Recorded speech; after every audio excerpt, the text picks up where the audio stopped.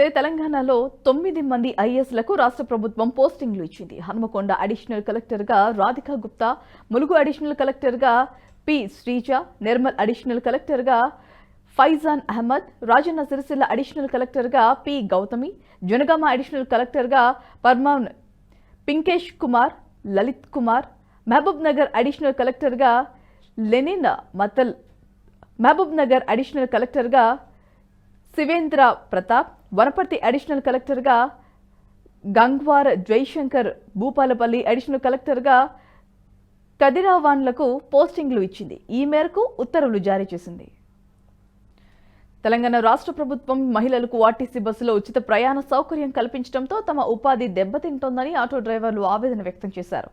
జీవనోపాధిని కాపాడాలని కోరుతూ శనివారం నుంచి ఉద్యమ బాట పట్టనున్నట్లు తెలంగాణ వెస్ట్ ఆటో టాక్సీ డ్రైవర్లు యూనియన్ల నేతలు ప్రకటించారు. అయితే శని ఆదివారాల్లో ఎమ్మెల్యేలకు, 19న కలెక్టర్లకు, 20న ఆర్టీసీ డిపో మేనేజర్లకు వినతి పత్రాలు ఇస్తామన్నారు. ఇక 18న మండల కేంద్రాల్లో ధర్నాలు, 21న జిల్లా కేంద్రాల్లో ప్రజాప్రతినిధులు, కార్మిక సంఘాలతో రౌండ్ టేబుల్ సమావేశాలు నిర్వహిస్తామని తెలిపారు. ప్రభుత్వం స్పందించి పరిష్కారం కనుగొనకపోతే అసెంబ్లీని ముట్టడిస్తామని హెచ్చరించారు. బస్సుల్లో ఉచిత ప్రయాణం మహిళలకు సంతోషం కలిగిస్తూ ఉండవచ్చు, కానీ ఆటో డ్రైవర్ల కుటుంబాలు మనుగడకు ప్రమాదంగా మారిందని ఆందోళన వ్యక్తం చేశారు. రాష్ట్రంలో ఆటో ప్రయాణికుల్లో 70% మహిళలేనని పేర్కొన్నారు.